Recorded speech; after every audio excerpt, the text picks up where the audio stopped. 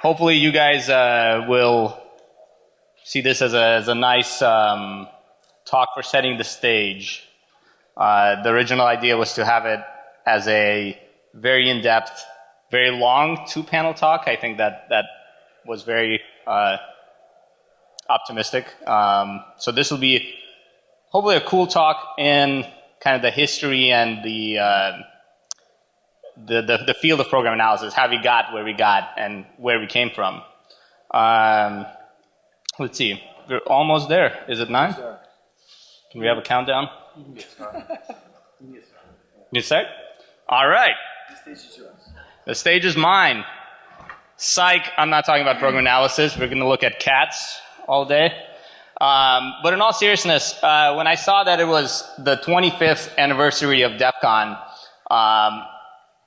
I had this thought, because just the week before I read the CFP, I was reading some paper about program analysis that was published in the 90s, and I was thinking that, wow, these guys had like a lot of the same ideas that we're having now, and they were talking about this in the 90s. I wonder how much other such history has kind of fallen by the wayside. So I started looking a little bit, digging through it, and I wrote this proposal for the CFP to kind of go through the last 25 years of program analysis. And then when I was putting together the slides, I realized that program analysis goes way farther back. So where does, the 25 years number come from? And I thought about some more. I realized that 25 years is actually my involvement with program analysis. 25 years ago, my grandma gifted me a book called Professor Fortran's Encyclopedia, which had like a cat named X and a professor named Fortran and a caterpillar named Caterpillar. And it went through their adventures in computer land and taught kids all about computer. I was crazy about this book. I ditched classes in first grade to hide in the stairwell and reread this book over and over, and I learned BASIC from it, and then later on moved on to C and so forth, and I realized very early on that if I make a standard program that asks me for my name, and my name is too long, my last name, by the way, is Shoshitaishvili, so I actually triggered bugs with this last name, then the program would crash. So then, that turns out to be a buffer overflow and so forth. And then I started realizing that it's incredible to look at a computer program, try to understand how it really works. I mean, that's a whole different world in there, right? A world of ones and zeros and assembly instructions and logic gates. And somewhere along the line, it becomes alive and it becomes behaving and starts behaving in ways that you don't quite understand ahead of time. And that's manual program analysis, understanding how this works. But then you can take that and make it automated. You can create programs that can understand programs. And it's like a whole level of craziness. That's like creating some sort of intelligence almost. And that's what fascinates me about program analysis. That's what's kept me going down the path I've been going for the last 25 years. And so this talk is about, the history of program analysis, and it's about, why we want to do program analysis in terms of kind of the dry things, like we want to, hack programs, we want to make sure programs are safe, but try to approach this topic from the sort of kid's perspective of discovering a whole new world of how programs work and how programs might understand other programs.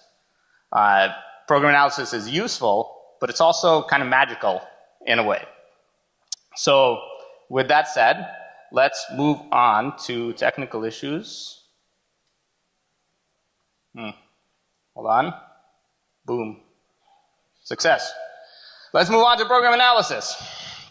Program analysis is a field that has basically 3 parts to it, right? You want to analyze a program, but you always want to analyze a program to figure something out about it. So for example, you might want to make sure that a certain specification of the program holds. The program doesn't crash. The program doesn't allow random people to unlock your smart key for your house. The program doesn't allow, for your brakes to be remotely controlled and so on.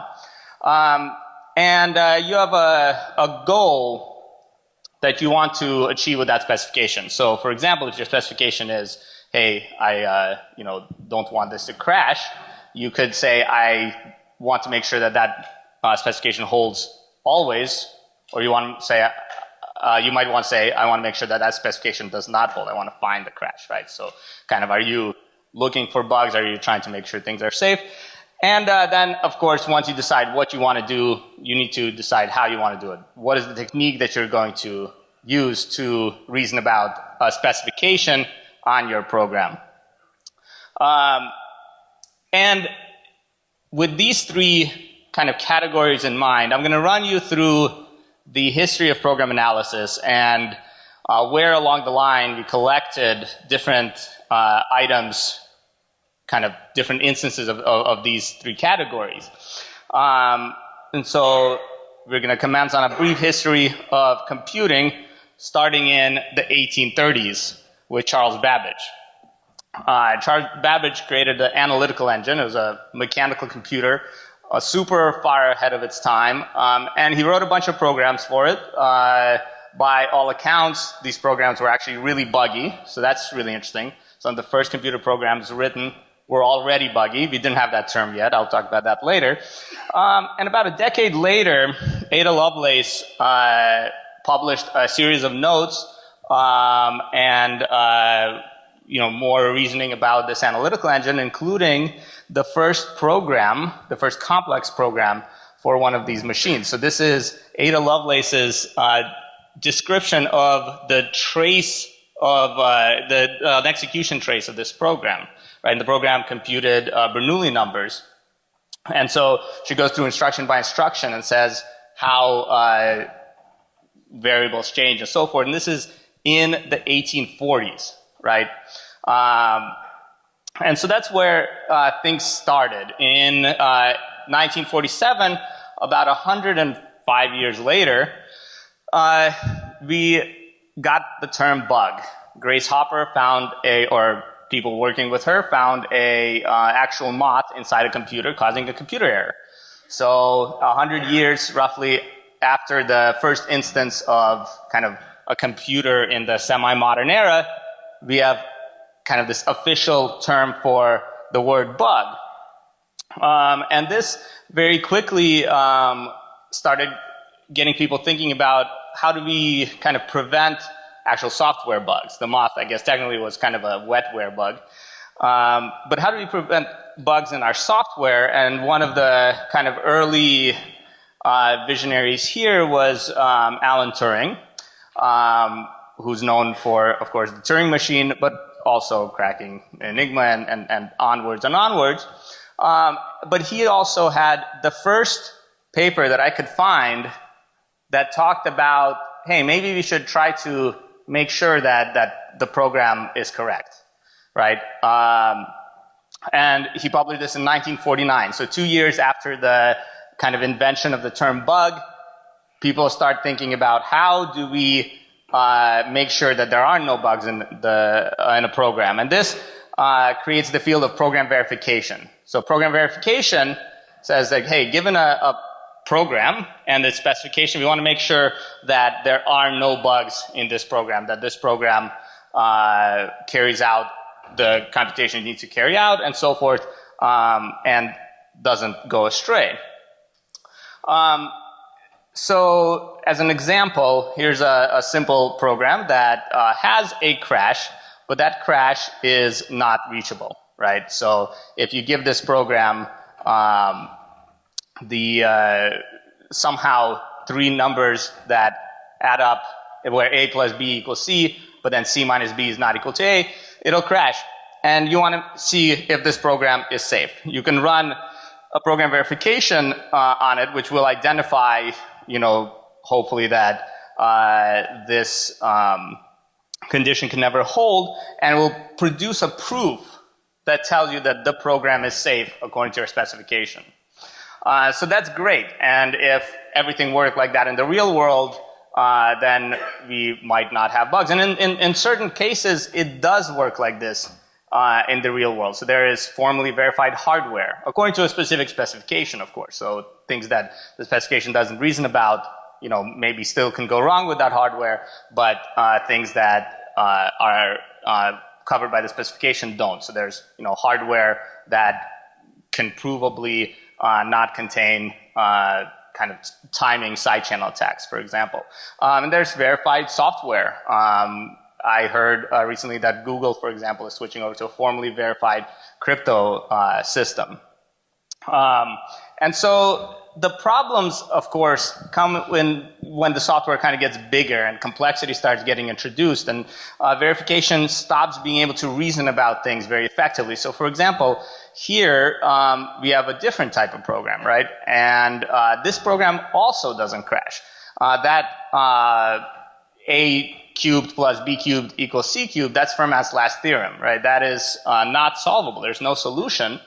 But it took humans hundreds of years to figure this out, and the computer, verification tools, unless they're special coded for this, will also be unable to handle it. So it will kind of see this condition. It'll say, okay, well, if this condition is true, then the program will crash. Can I prove that the condition is always false? And if it can't prove that the condition is always false, it has no choice but to alert that the program cannot be verified. So what happens then, right? So then you have to go in and you have to start looking at the program manually and finding bugs. And if anyone's used kind of commercially available static analysis tools, you're very well familiar with the false positive problem, right? You open up a binary or a piece of software and the tool pops up alerts all over the place. And some of those are actual bugs, but you spend a lot of time chasing down the alerts. So when we looked at, software, open source software, for example, we often see, a security check done twice, the same check. If A is not null, if A is not null. Why is that check there twice? Because for whatever reason, a program verification tool alerted that there could be a bug there, and the programmer figured out some hack to make it shut up. So program verification, while it's a very useful field, like I said, there is verified software and hardware out there. It's not kind of the final answer on its own. So we also at some point need to have kind of the flip side. So program verification can say that is safe, but after that it says, okay, I can't really reason about it. So the flip side is you have a technique that says that is not safe. I can prove it, but I can't really prove, if it is safe, but if it is not safe, I'll give you a counterexample. And the way this works is by, finding counterexamples through whatever technique. So in this case, with a slightly different condition, that is a squared plus b squared equals c squared, a technique might find a, b, and c of 3, 4, and 5 as a counterexample that will reproduce a crash. And so this is, there are many techniques that we'll mention later that can be used to do program testing, but one of the very early ones, the first instance of program testing of this style that I found was in the 1950s, which is about 4 decades before I thought that this kind of idea was created. Programmers in the 1950s would program in punch cards, and to test their code, it was common practice to dig punch cards out of the trash and feed them as input to your program. This is unexpected input, just random stuff, and of course, fed random stuff, your program shouldn't crash. So this is kind of an early example of this sort of kind of institutionalized testing that we're only seeing come back recently. And so there's early developments, verification, testing, the creation of those two ideas, and then the idea of what you might check for. So trash decks checked for crashes. Turing reasoned about ensuring logical properties. But this was all done manually. So this is kind of our first set of tools in our tool bag, and they're manual tools. We have to dig them out. Okay, let's get our trash cards. This one got eaten by something, and put in the ones that won't jam your machine and try them. But none of this was automated, and so as computers became more and more ubiquitous, the need for automation started showing itself. So again, we come on a mention of Grace Hopper here, because she not only found the first bug, but she also invented the compiler. So Grace Hopper in 1952 published a paper saying, hey, what if we wrote in kind of higher level languages and it got squished down to computer code? This took a little while to catch on, and the reason it took a while to catch on, one of the reasons, is that the code that was generated by this compiler was very slow. It couldn't be, optimized as well as handwritten assembly could at the time. And so this identified another need, another goal of program analysis, transformation of binaries into something different, something faster in this case. And in the modern era, you can transform binaries, for example, or transform programs to ensure that they're safe. You can transfer programs to meet any sort of specification and run on a different set of hardware. And so now we needed to optimize code because people write slow code when they're writing source for whatever reason. Another thing happened. People started realizing that we have all of these architectures with all of this data flowing around in them. And if you're not very, very, very careful, some data could be read from or written to a different location than intended, and the memory could be corrupted. So I just played 2 days of a CTF full of these errors, of course, memory corruption bugs. This was first described in 1968. In 1968, there was a paper saying, hey, we noticed that if the kernel, they called it a monitor at the time, blindly trusts everything that the user space sends it, bad things can start to happen. And so this paper introduced that concept. It's also the paper that, one of the early works in memory protection and virtual memory and so forth, which is pretty interesting that immediately they realized this was a problem. And a little while later, there was, Ken Thompson's Reflecting on Trusting Trust, where he reasoned that you could build in a backdoor into a compiler that could build in backdoors into sensitive code. And so suddenly we have 2 more things that we need to worry about in terms of specifications, or even more, but including memory safety, information disclosure, and authentication, right? So now you might want to verify that a program doesn't have a backdoor. Or you might verify that a program will not leak your sensitive private information. That one is very relevant today with all of our phones having all of our information and very little control over it. And so the need for automation was pretty well established by the kind of turn of the century for sure. But even before that, those papers were like in the 1960s or something, late 1960s, and very quickly, people started to meet this need. The research community started pumping out automated approaches, and so I'm going to introduce a couple of these automated approaches. Before I do so, I want to make you guys experts in program analysis so that we can reason about what's going on here. So we'll talk about a couple of prerequisites, right? So let's say you have a program. So on the top right, there's like a little Python program already that That's already a vulnerable program, by the way.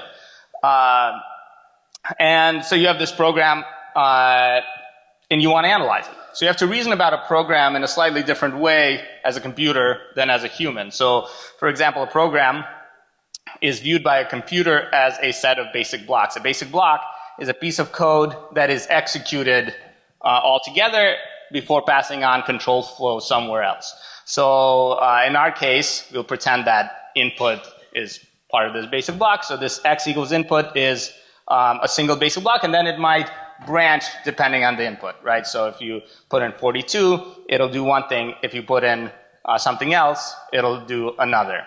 And so this is the end of the basic block, and then the result of that if statement is two other basic blocks, the true case and the false case. And each of these has a constraint that has to be met, right? In order to go down one path, you have to put in 42. In order to go down another, you have to put in not 42. And so these are called constraints. If you then look at all of the basic blocks of a program, this is called the control flow graph, because that's, these are basic blocks and control flows between them. And if you look at a path down this graph, now in this case the graph is nice and simple, but in reality it could have loops. A path might hit the same node multiple times and so on. And then you look at the constraints all along this path. These are the path predicates that uniquely identify this path. So if you collect all of these constraints and you say that x is not 42, but x is 1337, that input will, any input that matches those constraints will take the same path through the program. So these are kind of the prerequisites of our program analysis techniques. So now we'll go through three of them. Actually, for time reasons, we'll go through two of them and mention a third. But we'll start with symbolic execution. And symbolic execution got a lot of hype recently, especially with stuff like the Cyber Grand Challenge and so on, as a way for machines to reason about program code. And you think that this is something new, but it turns out that it's not. It's quite old, actually. So 40 years ago, a little bit more, the first symbolic execution paper that I could find was proposed. And there were several, actually, right in 1 year, basically. So this idea had some prerequisites that were met, and then it exploded.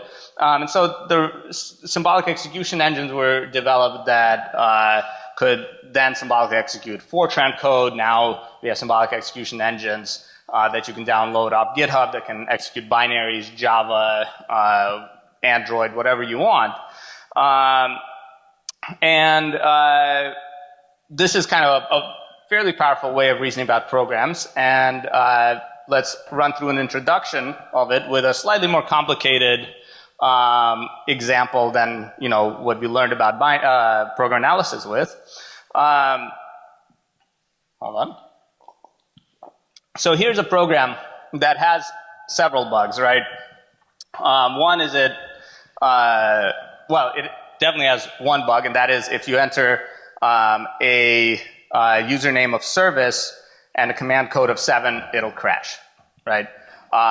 You can imagine that instead of this crash, it does some system relevant stuff, so it could be a backdoor instead of memory corruption, but basically we have a program with a bug and we would like to find this bug. So let's see how we might approach this problem with symbolic execution, right? So first let's look at the control flow graph of this program, starting from the beginning. Again, the control flow graph is made up of basic blocks and the control flow transitions between them. So we start at this input. If the input is service, it branches. If the username is service, it branches into one side of the equation of the program where it checks for the command code being 7. And if it is, it crashes. If not, it prints unknown command and then exits. On the other side of the branch, it asks for a passcode.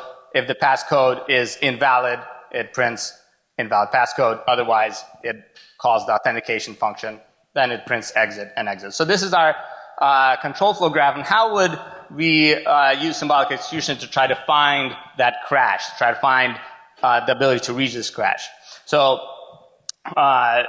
we would start executing the program in an emulator. And in this emulator, instead of ones and zeros, we're working on X, Y, and other symbols, right? So, for example, username is a symbol in this emulator. So when we pull in an input, it'll produce an unconstrained variable called username. And we don't know what username is. Username can be anything because, you know, that is how we implement our emulator. And as we check for values of username, we create what are called constraints, right? So these are the exact constraints of that the basic block checks when it pushes execution forward. And we collect two constraints in this case. On the one side, username equals service. On the other side, it does not equal service. These are constraints, and we continue executing both sides of the if statement with symbolic execution. But then we hit something that is very bad for symbolic execution. We hit, for example, string processing functions. So a string processing function like A2I might check a given byte, see if it is a number. If it is a number, it'll do one thing. If it's not, it'll do another, right? Or if it's a certain number, it might do one. If it's not a certain number, it'll do another. So it'll keep branching the symbolic emulator at every, I'm sorry? Oh, awesome. It'll keep branching the symbolic emulator at every if statement, at every check on this number, until we get into a situation where there are just too many checks, right? So it'll try to check for a command code of, you know, 10 bytes with arbitrary values of 9 bytes, and so on. And there's an exponential path explosion here. And there are some approaches in the symbolic execution world to try to deal with this sort of path explosion. But in general, these approaches boil down to the requirement to remove paths, right, and lose this information. And so in the end, the symbolic execution engine might only find certain paths and not others and miss the bug because we had to simplify to keep things tractable. So that's symbolic execution. It might find the bug if you're lucky, right? But if you're not, and it has to simplify its state space essentially as it's executing, there are certain things that it might miss. Symbolic execution was proposed, as you saw, in 1975. But the interesting thing is that in Ada Lovelace's notes from 1942, we can see that she did a symbolic trace of the execution of her program. So where she has this sort of program execution log in her notes, she writes down the symbol, the equation for each variable as the program progresses. And this is the first symbolic trace of a program, done in 1842, before computers were invented. So that was a pretty interesting thing to find, and kind of a nice point of history that we can put as the start of program analysis in this sense. 1842, not 1975 or 1949 or any of those much later dates.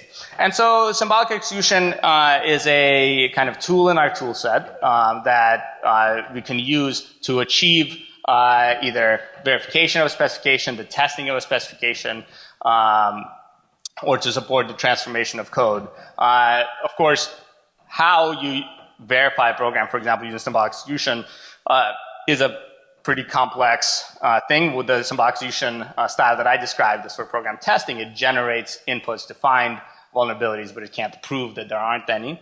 But that's kind of we could go down that route for an entire semester course and not just a 45-minute introductory talk. So I'll leave that as future research for you guys. And we'll go on to static analysis, because static analysis can show that, for example, a program is immune to a certain class of vulnerabilities or properly implements a certain specification. Static analysis, or at least one of the very common ways to do static analysis, which is abstract interpretation, was proposed in 1977, shortly after symbolic execution. And abstract interpretation looks at the that should say abstract interpretation. Looks at the control flow graph, the program as a whole, essentially. It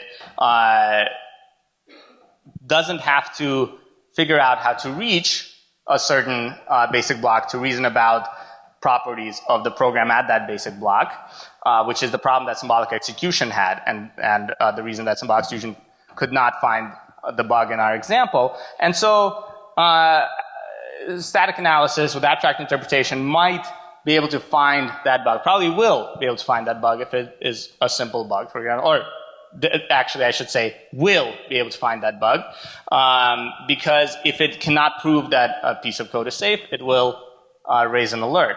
The problem is that, as we talked about, there are false positives. So in our program, it might think that that function has a bug, even if it doesn't, alert on that, and eat up time for a human to go through and verify all of these results.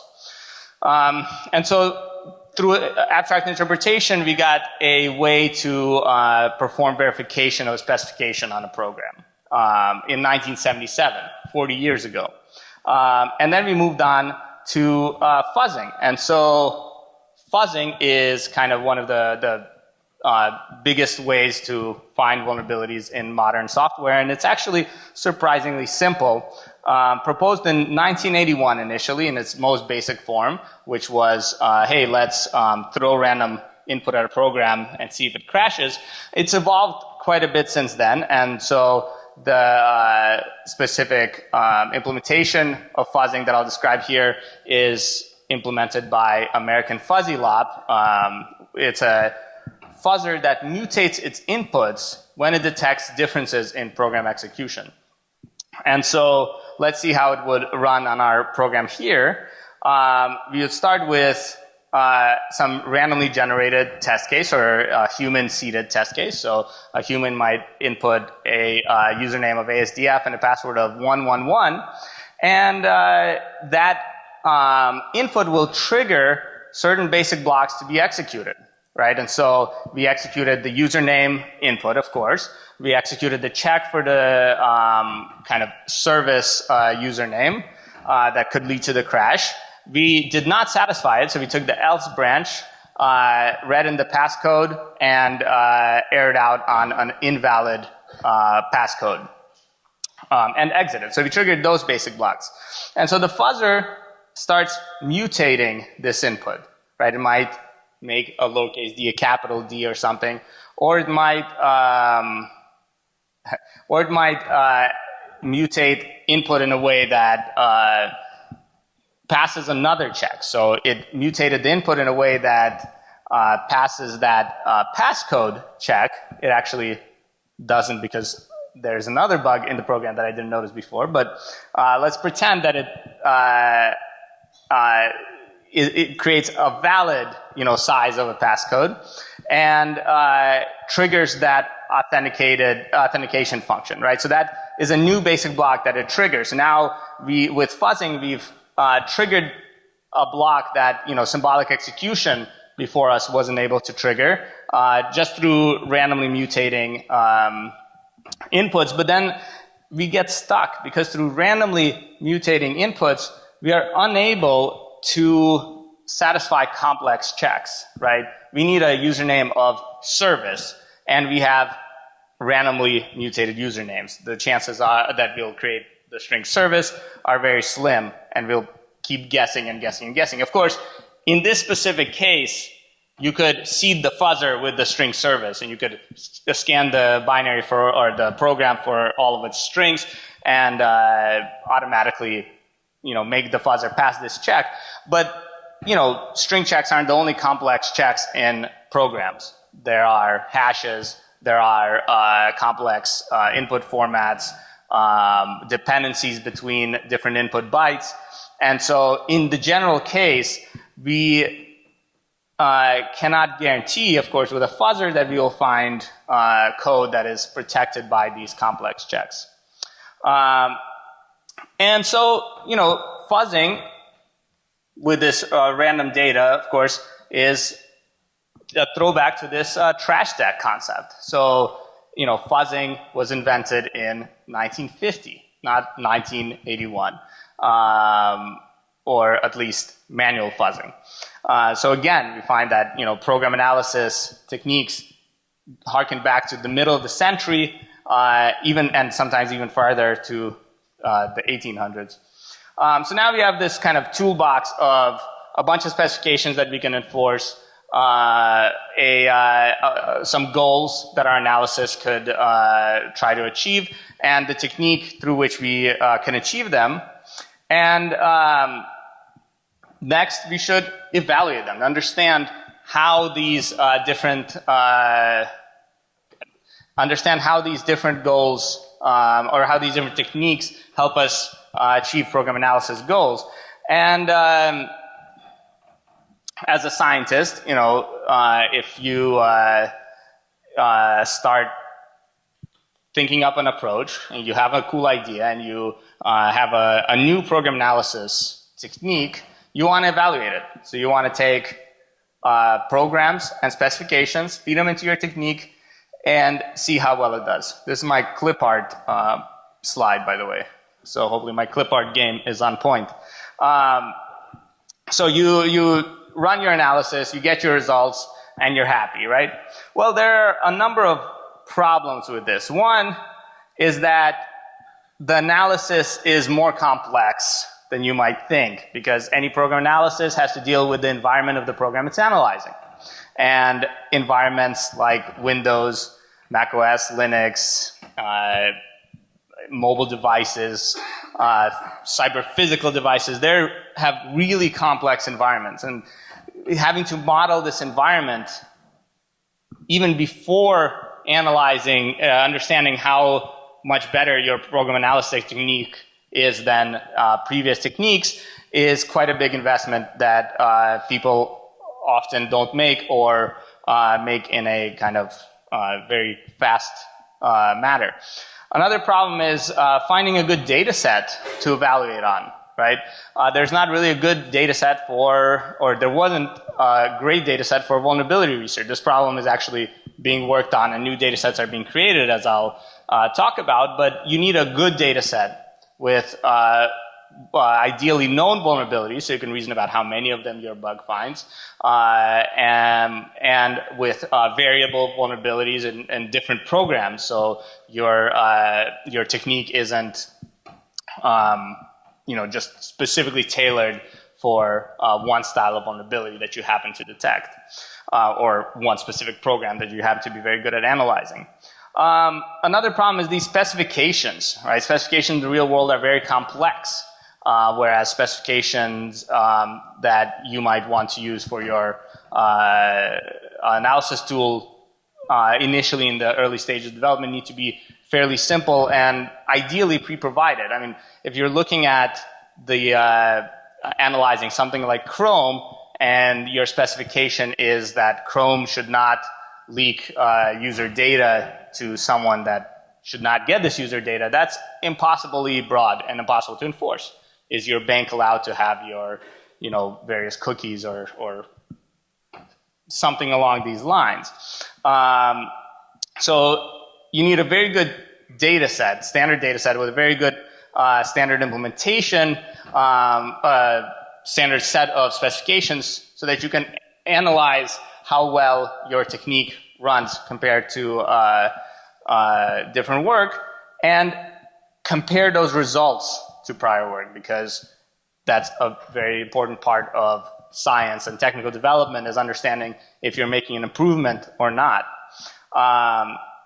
And so we had problems as a analysis community in meeting all of these goals and having a good data set of applications with a good set of specifications on a good environment that wasn't too complex to implement, and that could produce results that we could reason about, that we could say, okay, we have ground truth data for the vulnerabilities that are actually in this data set, and we detect X of them, or we manage to rule out vulnerabilities in code that has no vulnerabilities, and so our program verification is correct.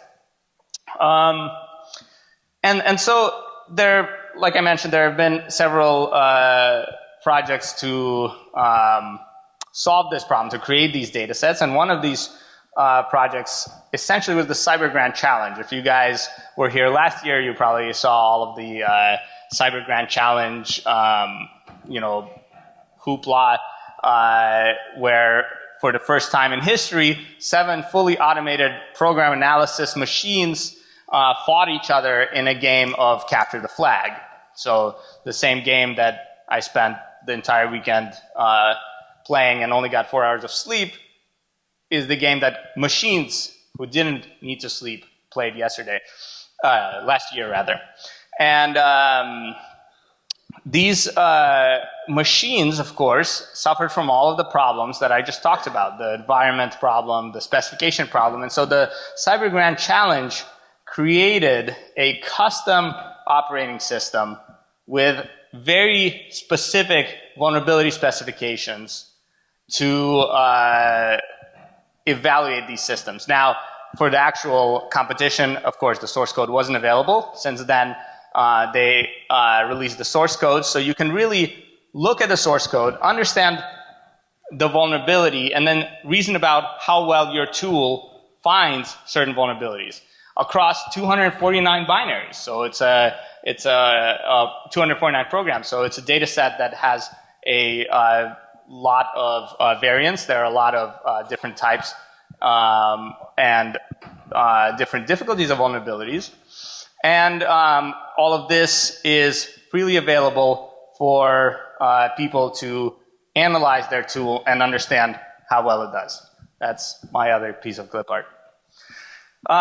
So the Cyber Grant Challenge and the programs that were written for this, these 249 programs making up the Cyber Grant Challenge data set, allowed us to do what I call, to perform what I call the program analysis nursery experiments. So I see the Cyber Grant Challenge data set as the nursery of program analysis, where you can reason about different improvements for different techniques. So for example, symbolic execution on the entire data set finds 9 vulnerabilities. This symbolic execution as implemented in Anger, which I'll talk about in a sec, which is an open source binary analysis program available on GitHub. But symbolic execution on this entire data set finds 9 vulnerabilities. That's not a lot, right? There are vulnerabilities in every program of these 249 programs. It only finds vulnerabilities in 9 of them. Of course, we can optimize symbolic execution using various tricks. So Anger supports, for example, concrete execution when there is no uncertainty in the state, when all the data is known, or when there are constraints on all the data. And so by utilizing all of these optimizations, we can get 26 crashes in 26 binaries.